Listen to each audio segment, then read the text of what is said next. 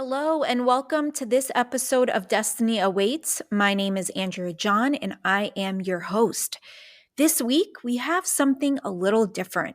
I'm going to be replaying a episode of the podcast we used to be called Authentic Faith that was played a couple of years ago. It is actually the first episode of a series called My Story. My Story has two different seasons. In the first season, I start off by sharing my story, which is what you will hear in this episode, followed by a different person sharing their story each week. We cover a huge range of topics. So it's definitely something that I would encourage you to listen to. If you go to my podcast channel, you'll be able to find it. Again, it's called My Story. The second season is where I speak solely on my story. I think there's 5 or 6 episodes where I discuss my experiences within an abusive relationship and what that looks like. It was a time of healing. And after that, I really was attacked heavily, still am being attacked, but I will not allow my voice to be silenced because I got out, but some people are not as fortunate, or some people may still be in it. And what I hope, as you will hear in today's episode, is that you may be infused with the hope that there is a better day ahead. So without further ado, here is my story. Welcome to the Authentic Faith Podcast. This is my story, and I am your host, Andrea John. We are all on a journey that consists of stories, and there are real people like you and me, and they have stories that deserve to be shared. Stories of hope, joy, and love. In this series, you will hear stories that will cause you to see God's love in your life. I invite you to join us every Sunday at 7 p.m. Eastern to explore, discover, and experience the red thread of God's love in your life. Thank you for joining the premiere. Today, I'll be sharing some of my stories. So let's get started. Hello, and welcome to our premiere of My Story, a series of hope. In this series, we will have on guests who will share stories that will infuse us with hope. Their stories will reveal the red thread of God's love, even in those moments that were so dark and they may not have recognized it. I want to highlight the stories of regular people like you and me, because we all have incredible stories of hope that the world deserves to hear. And on my podcast, Authentic Faith, I want to introduce Sunday Stories, where we will highlight stories of regular people like you and me so that we can be inspired with hope and know that it's not for some, but for all. That God moves for all of us, that God is pursuing you and me, no matter who you are, no matter what you've done, no matter what you've been through, you are precious to God.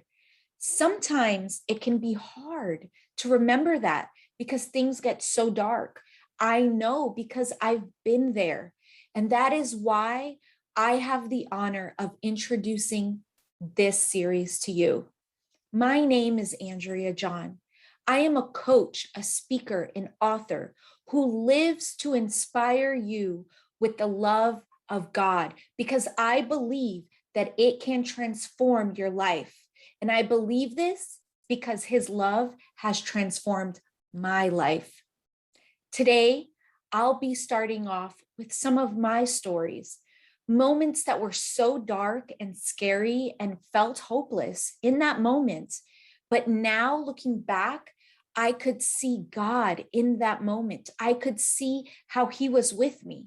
I wish that I had people showcasing God's love in those dark moments, but I didn't.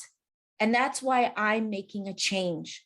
I'm going to highlight God in every moment of our lives, because when we recognize that He's there, it changes everything.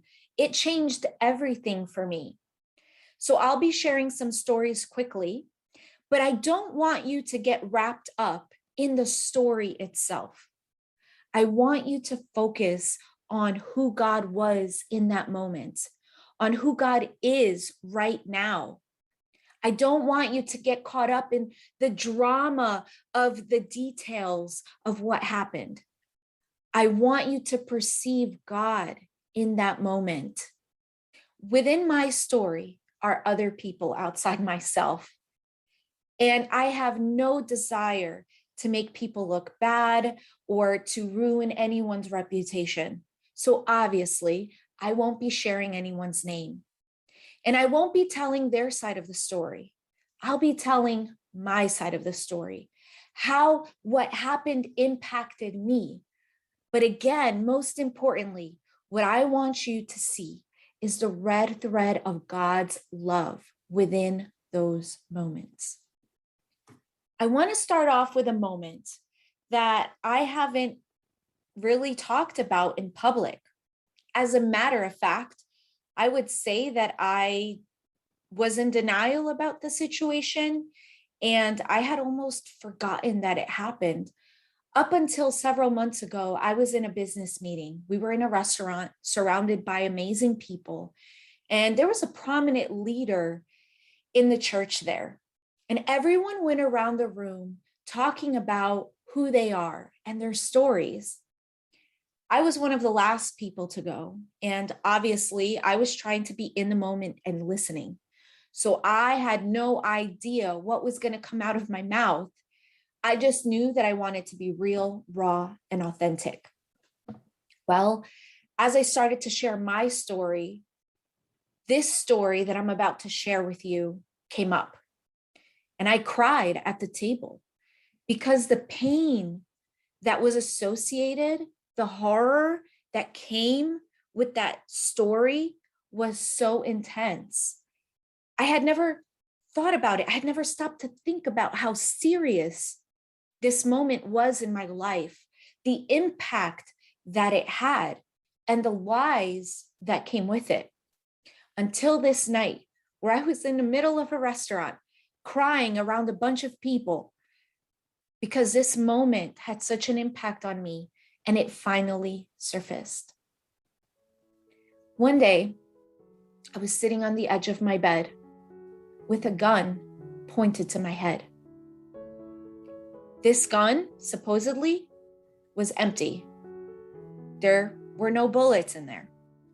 But as this gun was being held to my head, the words that were being uttered were something like, I don't know why, but sometimes I just feel like killing you. I feel like getting rid of you. I don't know why, it just is. And suddenly, the trigger was pulled.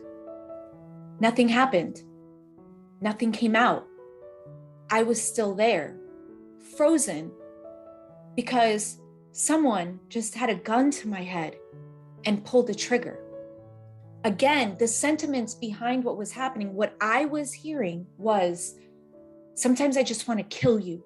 I don't know why, I just do. And the gun was pulled up, the trigger was pulled again, except this time, a bullet came out. Both of us in complete and utter shock, because just a moment before, when the trigger was pulled, that gun was up against my temple. Actually, it was on this side. I was sitting on the side of my bed, and the gun was on this side. Pull the trigger. Nothing happened. Gun goes up. Pull the trigger. Bullet goes up. Shock. Oh my gosh. Like 1 second before, I could have been non-existent. I could have been gone forever with my 2 daughters just down a hallway in their bedroom. The horror of that moment was so terrible that I pretty much was in denial about what just happened, how close I was to losing my life. I didn't see it then, but I see it now. And I can say it with no pain or resentment or bitterness, because the reality is that God showed up that day. And God made sure that no one could take my life, that evil could not touch me. Until today, I see God doing that over and over and over again. Maybe you've had a moment where you could have lost your life in a matter of seconds. Maybe it's not the same situation I had. Maybe you've thought of taking your own life and you've come so close, just seconds away. But something happened, something came in and stopped it. I want you to see God in that moment, God taking care of you.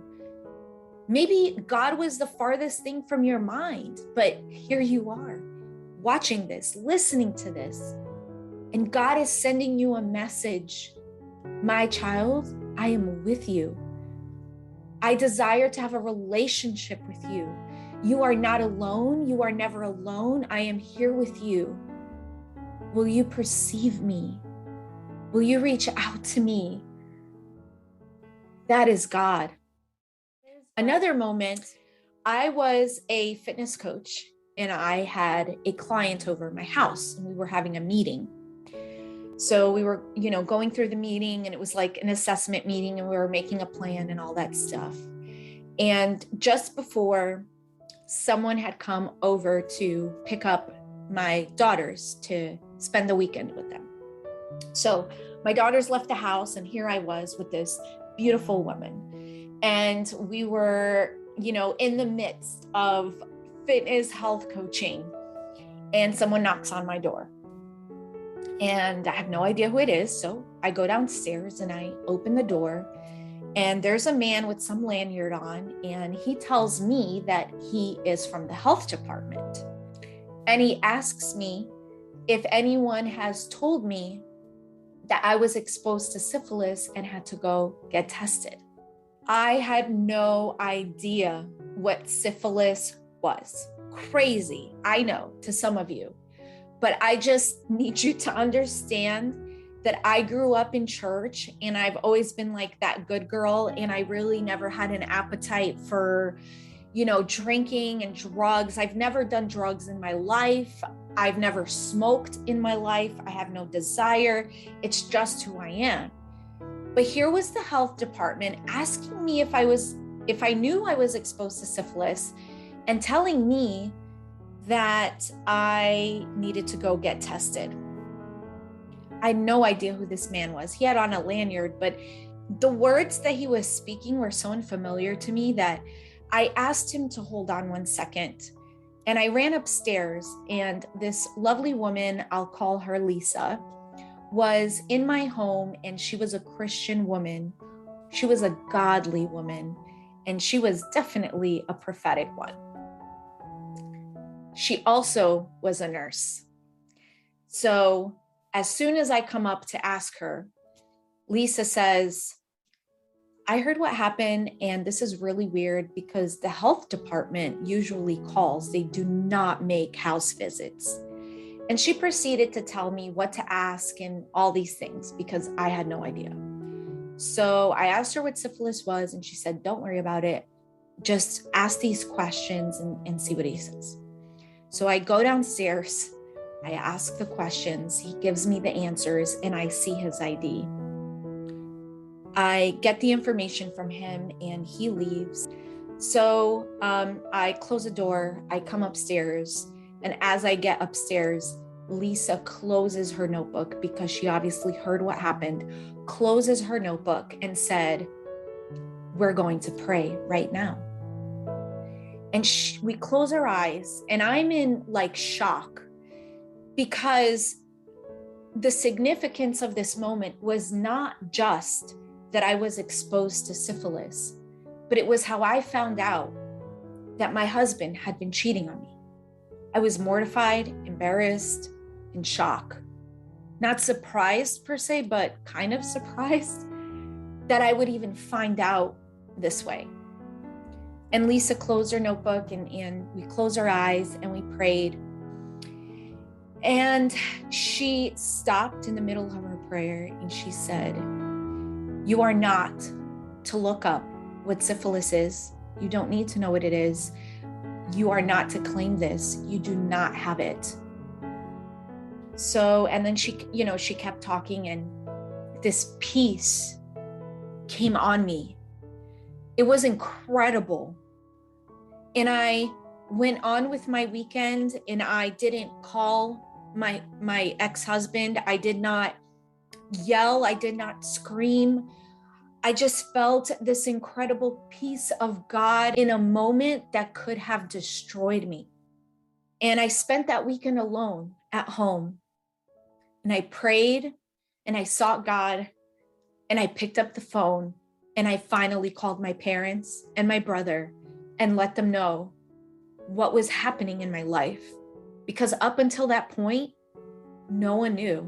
I mean, I would say maybe like 2 or 3 people knew outside of me and my core family. But my parents and my brother didn't really know what was happening. So it was such a serious moment. And I knew I couldn't do it alone anymore. So I called them and I told them everything, not just what had happened, but the whole story.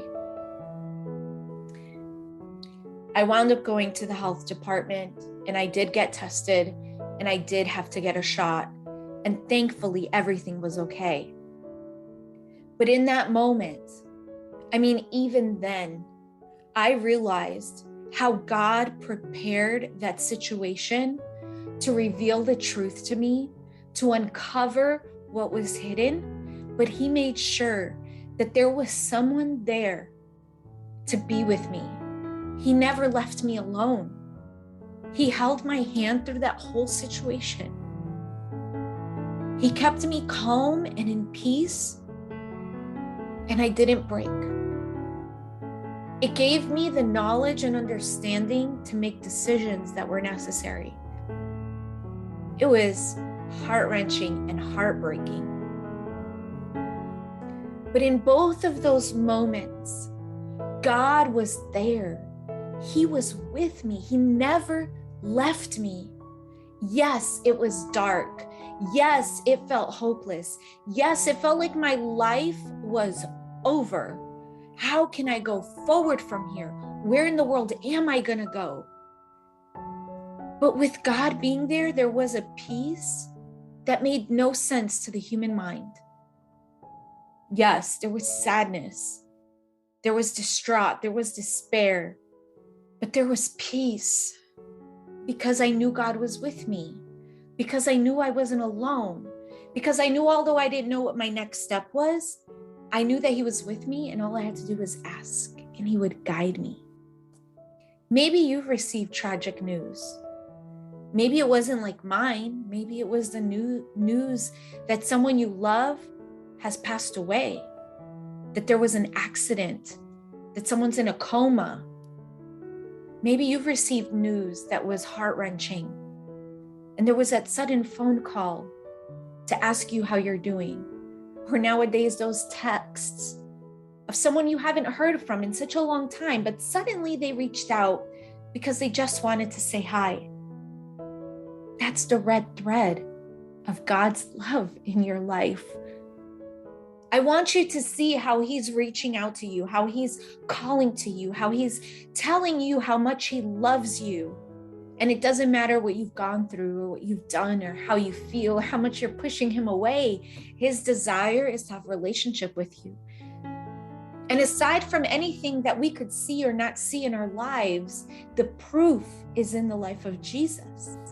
Because when Jesus died on the cross, God was reconciling us to Himself.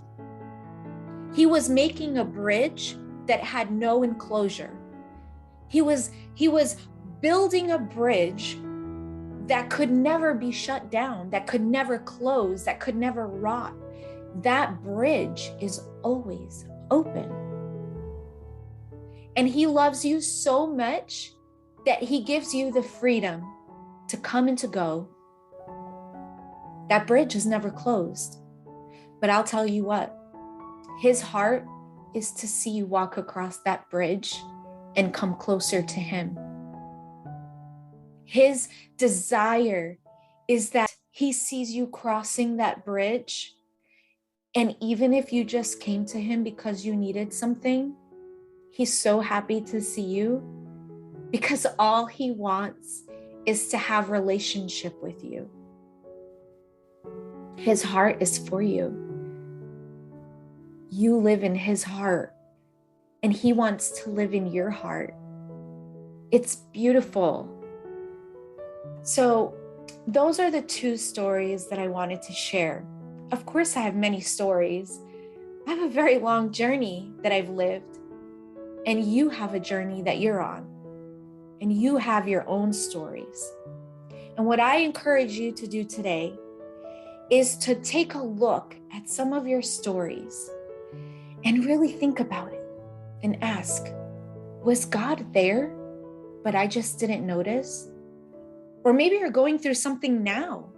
I encourage you to ask, is God here? Is he in my story? And if you don't see it, take a moment and ask God, are you here? Are you in my story? And give him time to answer. You may hear something in your heart. Maybe you hear a thought and you think it's just you. But when you ask God a question, authentically, sincerely, I want you to trust that he's going to answer you. And I'm asking you that because I believe that he will answer that question. God, are you in my story? I want to thank you for joining me today. I thank you for being a part of this premiere and this launch. Over the next several weeks, we're going to have some amazing guests share some incredible stories of hope. They're going to share their dark moments and their great moments. We're going to learn different ways to perceive and to see God. We're going to explore different aspects of God. And hopefully, through all of these stories, you're going to be able to start noticing the red thread of God's love in your life. You are so very loved by the creator of the universe. And I thank you for watching. If you know someone who is in a dark place and needs some hope, they're struggling to see God because it's kind of dark right now, share this series with them, because I believe that faith is the evidence and substance of things unseen. And what lies in the details of these stories are the things unseen. It is faith, it is hope, and most importantly, it is love. I'm Andrea John, the host of My Story. Thank you, and see you next week.